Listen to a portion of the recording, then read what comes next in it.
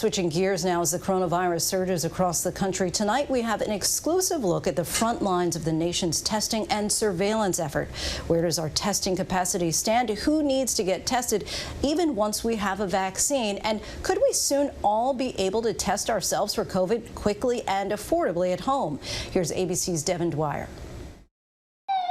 As COVID cases surge, it's being fought swab by swab, millions swirling their cheeks, tickling their throats, and plunging those white tips into their noses.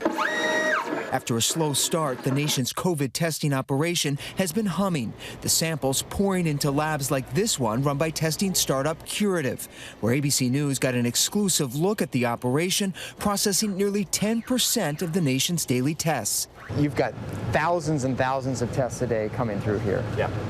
And we have extra capacity as well. So this is all designed to have scale-up capacity to 100,000 samples per day.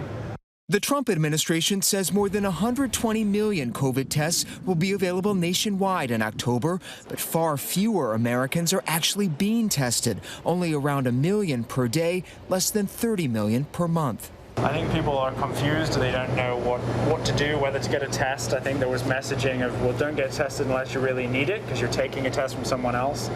The country now has more testing capacity. Adding to confusion, changes to CDC guidelines on testing and President Trump's comment over the summer that he wanted testing rolled back. So I said to my people, slow the testing down, please.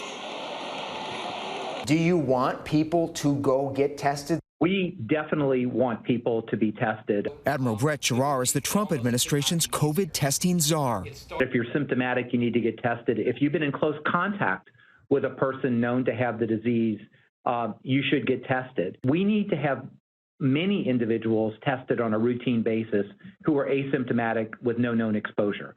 We can call that surveillance testing. About 40% of people infected with COVID-19 don't have symptoms, according to CDC.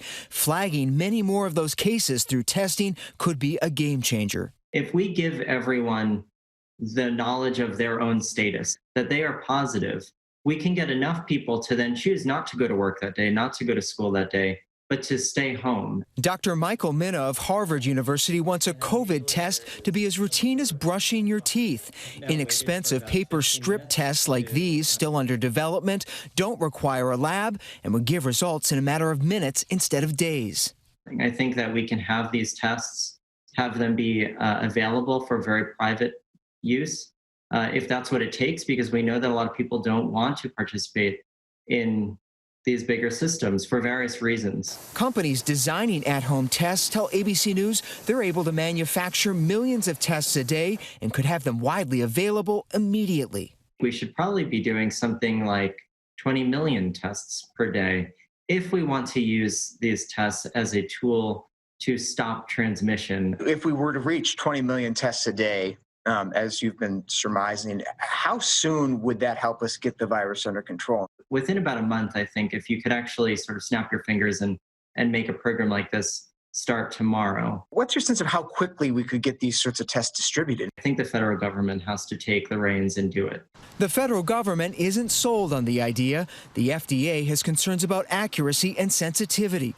There's also concern the test's higher rate of false negatives could breed a false sense of security. Let me just assure you that if there were an at-home test that would be cheap and easy to do, that had performance anywhere close to something that would be acceptable, it would be authorized. We all want that.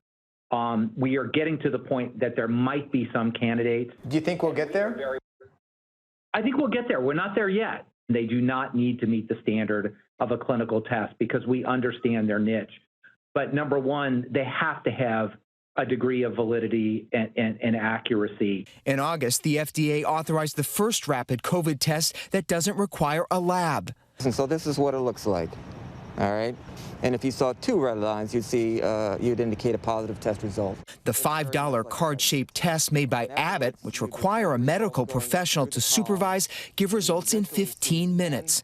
The government purchased 150 million of them last month, now shipping them to critical hotspots, nursing homes, and HBCUs, like the University of District of Columbia, which receives 7,000. I think these rapid test kits are going to be very, very important and a good tool for us as we start to think about bringing more and more people back onto campus. A majority of Americans believe widespread testing is the key to a return to normal activities. 5 months ago, nearly 60% said they were worried about the lack of available COVID tests. Now it's just 25%. We saw for ourselves how easy walk-up testing can be.